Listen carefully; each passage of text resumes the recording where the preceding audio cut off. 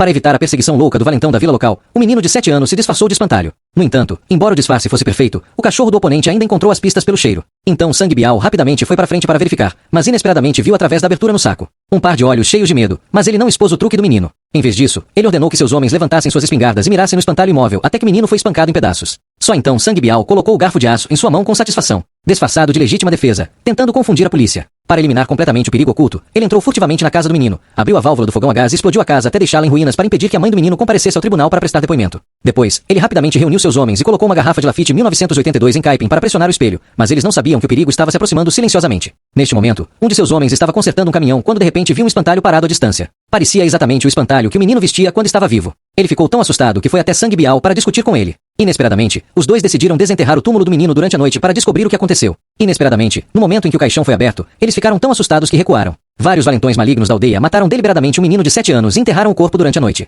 No entanto, quando eles vieram verificar no dia seguinte, o corpo desapareceu do caixão. Todos ficaram tão assustados que fugiram freneticamente, sem saber que um pesadelo estava prestes a começar. Desta vez, um dos valentões da vila estava prestes a entrar na casa quando de repente ouviu um som estranho vindo do armazém. Quando ele ousou entrar na sala, ele descobriu que o cortador de grama havia sido esquecido de ser desligado. Mas um punhado de palha caiu da viga acima de sua cabeça. Ele subiu até o sótão confuso para verificar, mas inesperadamente um caixão apareceu na frente dele. Assim que ele estava prestes a abri-lo, ele acidentalmente caiu no alto, engrenagem de rotação de velocidade. No entanto, a notícia da morte de seu companheiro logo se espalhou. Quando o chefe soube disso, ele imediatamente correu para a cena com seus homens, mas depois de olhar ao redor, ele não encontrou nada de incomum. Justo quando eles pensaram que era apenas uma coincidência, o tirano da aldeia número 2 encontrou o espantalho que o menino havia se disfarçado como antes em seu próprio campo. Ele ficou imediatamente horrorizado porque seu companheiro havia encontrado uma situação semelhante antes de sua morte. Então ele imediatamente ligou para o chefe Sangue Bial para verificar esse fenômeno bizarro, mas o espantalho desapareceu novamente. Sangue Bial pensou que eram alucinações de seus subordinados, então ele foi embora com desdém. Ele nunca pensou que assim que ele deixasse seus homens, ele ficaria horrorizado ao ver um fantasma atravessar a sala. O homem de repente viu um flash fantasmagórico atravessando seu quarto, o que o fez perceber instantaneamente que o fantasma poderia ser o garoto que ele havia matado. Ele ficou tão assustado que imediatamente saiu correndo.